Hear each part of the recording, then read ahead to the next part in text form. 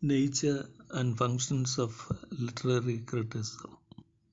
Etymologically, the word criticism is derived from the Greek word krinein, meaning judgment, and hence criticism is the exercise of judgment, and literary criticism is the exercise of judgment on works of literature. Criticism is the play of the mind on a work of literature, and its function is examining its excellencies and defects, and finally to evaluate its artistic worth. Criticism is the art of estimating the quality and character of a work of art and the function or work of a critic, by New English Dictionary.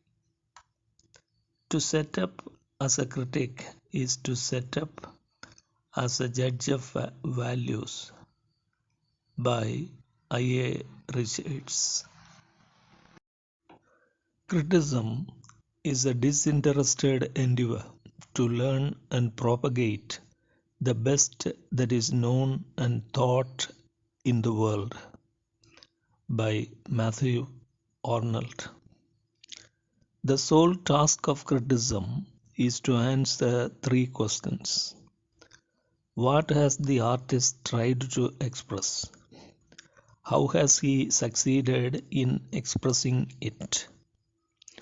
Was it worth expressing? By Spingen. The view of criticism is varied from critic to critic and age to age.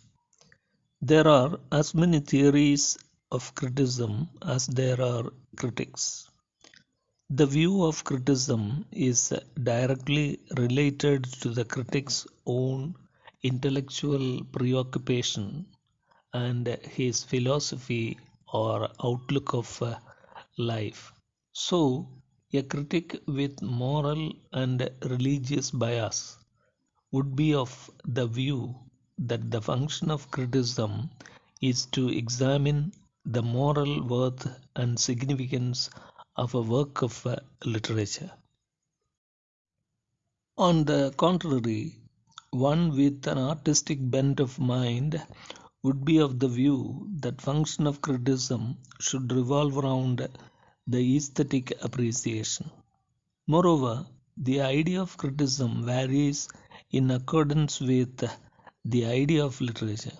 So, the neoclassical criticism is based upon neoclassical theory of literature, whereas the romantic criticism is built upon individualism and impressionistic view. Besides, the critical views of the critics echo the intellectual and moral environments where they live. Thus, the development in social and behavioral sciences has brought psychological and sociological approaches to criticism. Since Plato, who was born in 427 BC and who died in the year 347 BC, condemned poetry as immoral and untruthful, Aristotle, who was born in 384 BC and who died in the year 327 BC, and Horace, who was born in 65 BC and who died in the year 8th BC, established dogmatic rules, and writers were advised to follow them strictly. The Augustines were of the view that the chief end of criticism was to devise rules and regulations for the guidance of writers and then to judge a work on the basis of these rules.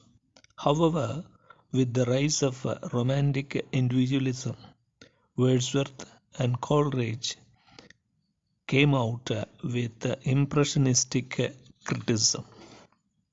Thus, the Romantic poet critics made minute and subtle studies of the poetic creation and tried to formulate principles of poetic composition. But the wayward and unbalanced impressionistic criticism was neglected by Victorians. They decided to discipline the personal likes and dislikes, prejudices and predilections of the critics. That was why Matthew Arnold defined criticism as the disinterested endeavor to learn and propagate the best that is known and thought in the world. The modern age has widened the function of literary criticism.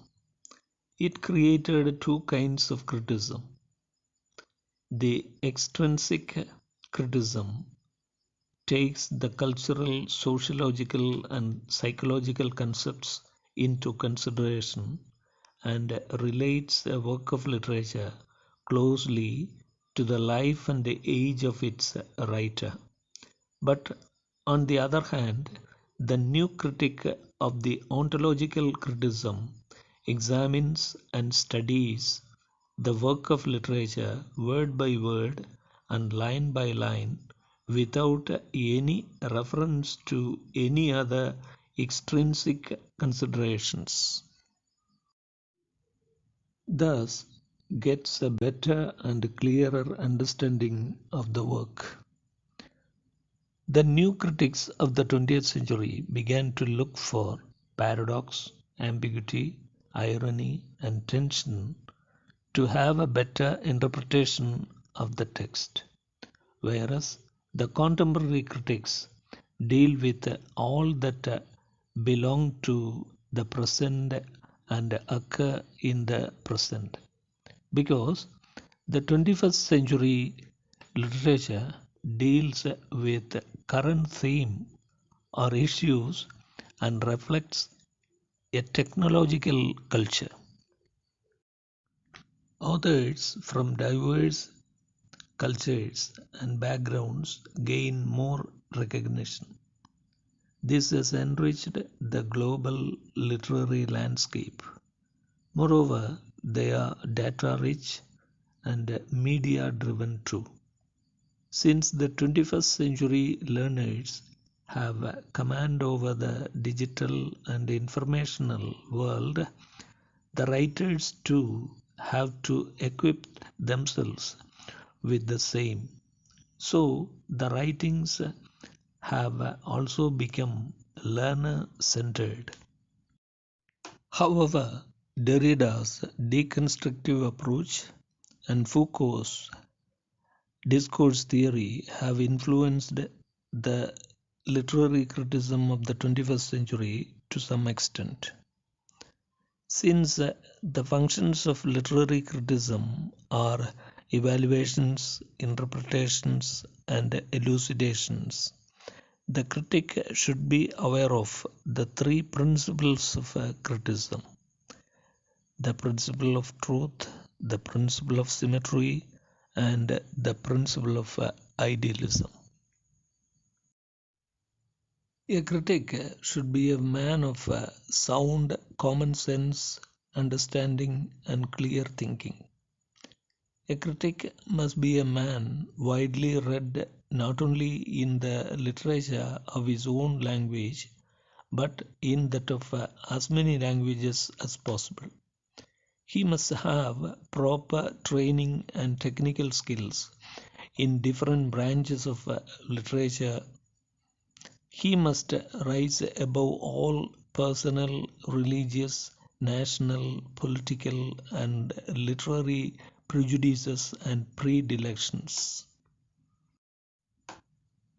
He must have imaginative sympathy too. Above all, he must possess a sound knowledge of human psychology. He must also have a thorough knowledge of human life and nature.